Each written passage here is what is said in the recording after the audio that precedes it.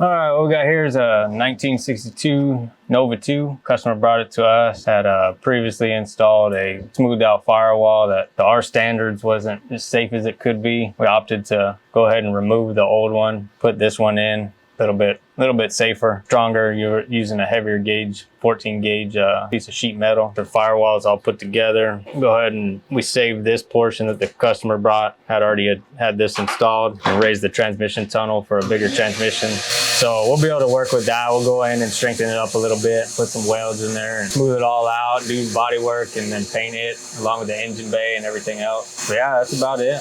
A lot of welding.